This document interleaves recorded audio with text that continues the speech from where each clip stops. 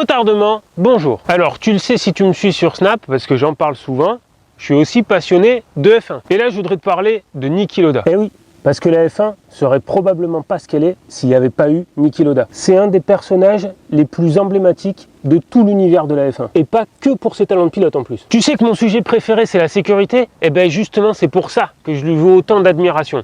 Il s'est énormément investi dans la sécurité en F1. Alors pour te le situer un petit peu, Niki Lauda, c'est 12 saisons de pilote de Formule 1, 171 Grands Prix, 25 victoires et 3 titres mondiaux. Enfin, pour moi 4. Et ouais, en 1976, il démarre la saison en trombe.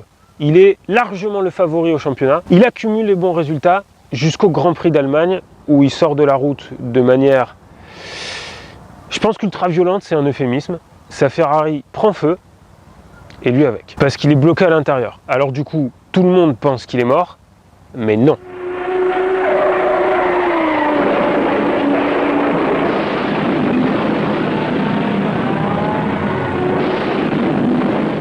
Bon, cela dit, même si on le sort de sa voiture en vie à ce moment-là, son état est quand même hyper grave.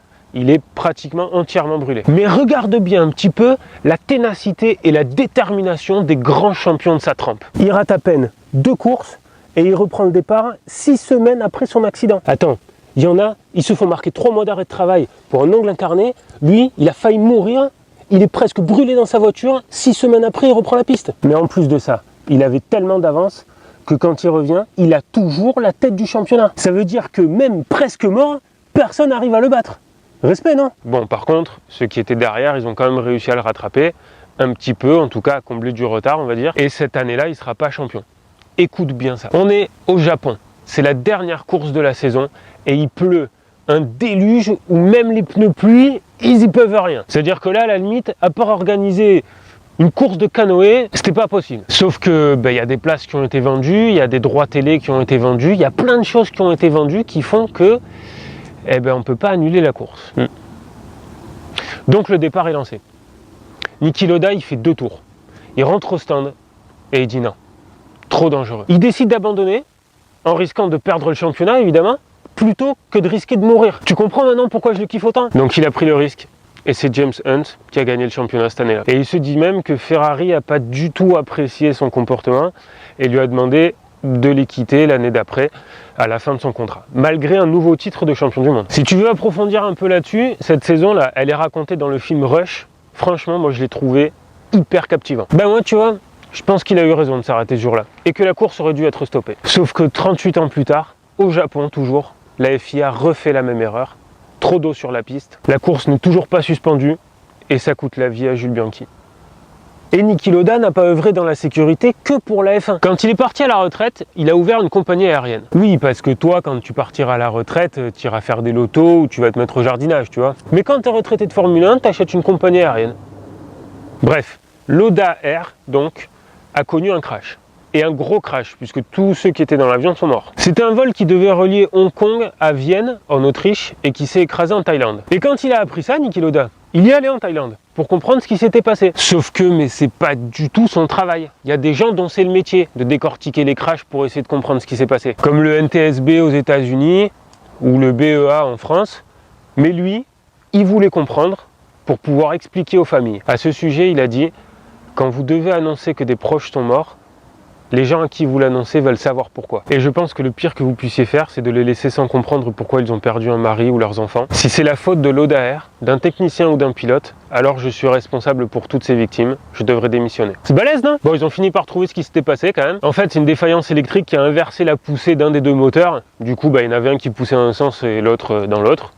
Les pilotes pouvaient rien y faire. Mais n'empêche que grâce à cette enquête, donc un peu grâce à Niki Lauda, les constructeurs ils ont mis en place des procédures sur les avions déjà existants et ils ont modifié les plans des futurs avions pour que le même problème n'arrive plus. Je te prends un autre exemple, un peu plus proche de toi.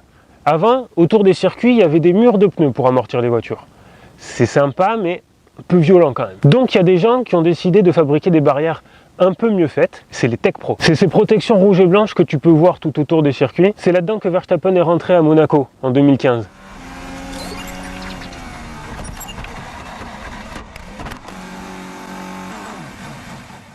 Bon, c'est pas Niki Lauda qui les a conçus, mais je veux dire, c'est sous son impulsion de vouloir augmenter la sécurité des pilotes que ça a été développé. Mais je te disais plus proche de toi, Parce que quand tu vas faire du karting, c'est des tech pro qui y a autour de la piste. Et il y a le Hans aussi.